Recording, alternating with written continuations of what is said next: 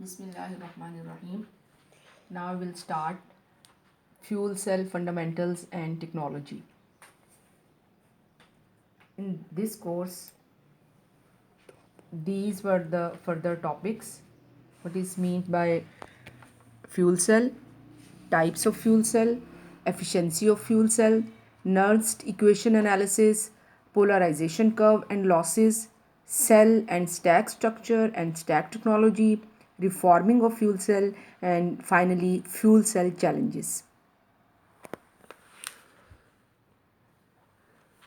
So in this slide, in this lecture, I will cover some topics in the start relating to fuel cell as well as some types of the fuel cell. So what is the fuel cell? Fuel cell is an electrochemical energy conversion device. It converts the chemical energy of the reactants, hydrogen and oxygen, into the water.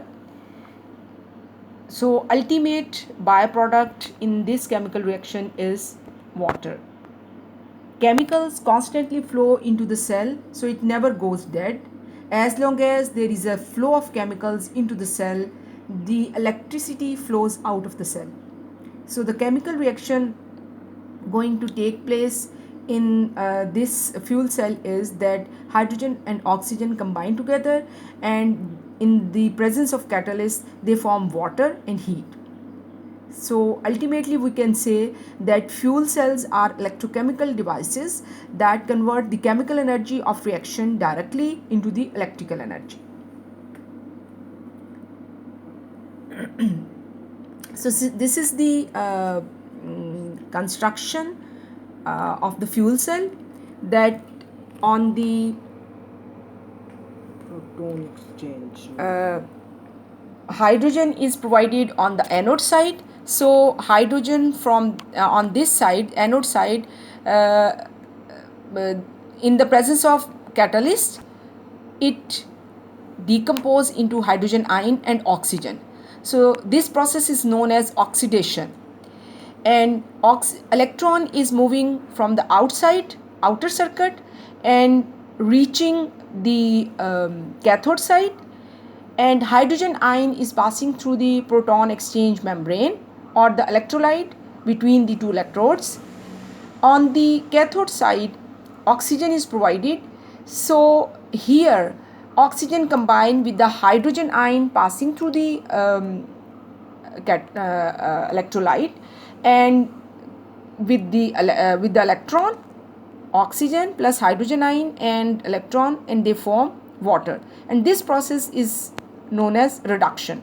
So the net chemical reaction going to take place inside the fuel cell is hydrogen combined with oxygen and form water.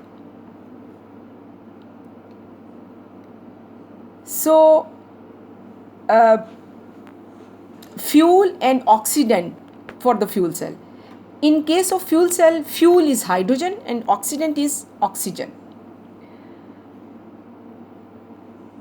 Oxidant can be any fluid that can be reduced at a sufficient rate, whereas hydrogen is the fuel which is used in the fuel cell.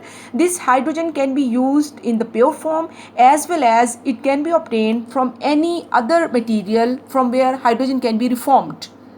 Though the direct use of conventional fuels in the fuel cells would be desirable, most fuel cells under development today use gaseous hydrogen or a synthetic gas rich in hydrogen as a fuel.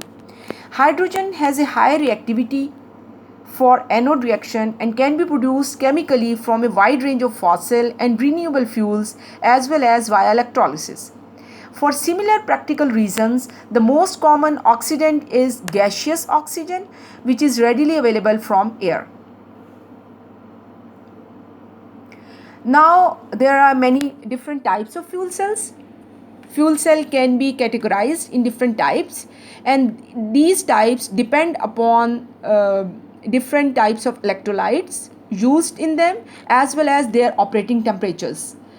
So some fuel cells are low temperature fuel cells, some fuel cells are medium temperature fuel cells, and some fuel cells are high temperature fuel cell. So the types of the fuel cells are proton exchange membrane fuel cell, or this is also known as polymer electrolyte membrane fuel cell, alkaline fuel cell, phosphoric acid fuel cell, molten carbonate fuel cell, solid oxide fuel cell, and direct methanol fuel cell.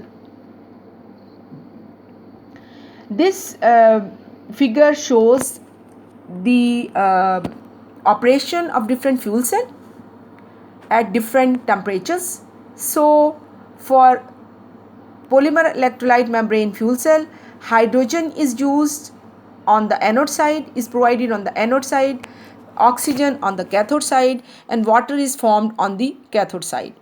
The operating temperature, it's for low temperature PEM fuel cell, it is 20 to 120 degrees Celsius, whereas for high temperature fuel cell, it is 160 to 220 degrees Celsius.